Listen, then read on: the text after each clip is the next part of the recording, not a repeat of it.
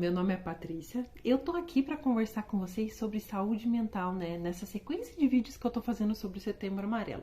Quero aproveitar para você que chegou aqui no canal para se inscrever para não perder esse e os próximos vídeos onde eu vou estar falando sobre esse e diversos outros temas, mas também para aproveitar para curtir também, né? A sua curtida é muito importante para que esse conteúdo chegue para mais pessoas, né? Desses temas tão importantes que a gente está falando aqui. O vídeo de hoje é para falar sobre predisposição, né? Quais pessoas ou quais situações deixam a gente com predisposição para a gente desenvolver, para uma pessoa desenvolver ou não depressão. Bora começar? Primeiro tópico super importante é genética. Então, os pesquisadores falam que se uma pessoa do seu círculo familiar próximo, né, que é pai, mãe, irmãos, irmãs, tem algum tipo de questão psicológica ou depressão, existe uma possibilidade maior de você desenvolver. Esses pesquisadores não sabem como isso é passado geneticamente, né? Não foi identificado como. Existem alguns pesquisadores que falam que é função cerebral, outros que é função como os hormônios e como os neurotransmissores funcionam em cada pessoa. Isso não se tem clareza, mas se tem clareza de que se uma pessoa próxima teve, existe uma possibilidade maior de você desenvolver. Lembrando que a ideia desse vídeo não é deixar você assustado, é sim você saber essas predisposições para que você fique mais atento à sua saúde mental. É somente isso, tá? Segundo tópico, né? Segunda questão que pode trazer isso à tona: grandes perdas, grandes rompimentos, grandes processos de luto. Tanto o luto de quando a gente perde, né, uma pessoa morre próxima da gente, e também questões como, né, mudanças inesperadas na vida, né? Então a perda de um trabalho, o fim de um relacionamento, né? Todas essas coisas que são inesperadas e trazem grandes rompimentos, grandes desilusões em termos emocionais, podem ser gatilhos para trazer à tona para se desenvolver a depressão.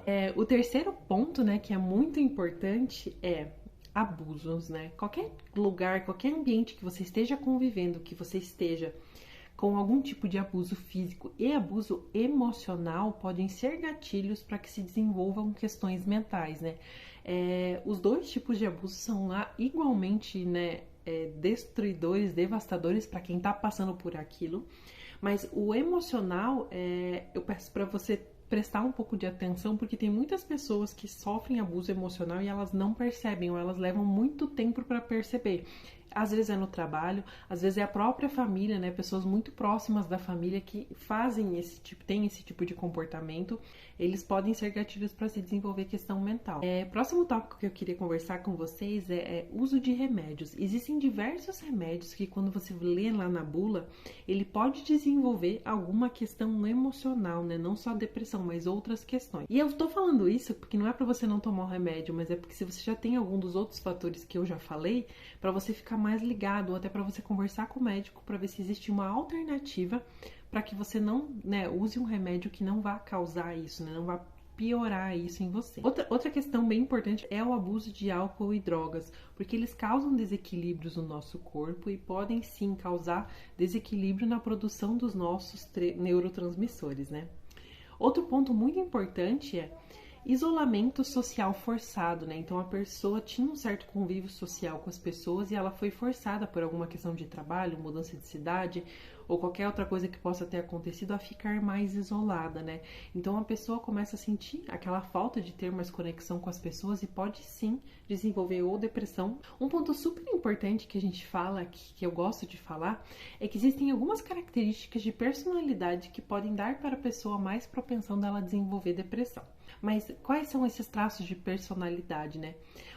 Pessoas que têm autoestima, autoconfiança baixa têm uma possibilidade maior de desenvolver depressão. Pessoas que são naturalmente mais pessimistas, que acham que sempre tudo vai dar errado, que as coisas não vão funcionar, que as coisas não vão dar certo, têm uma tendência maior também a ter depressão.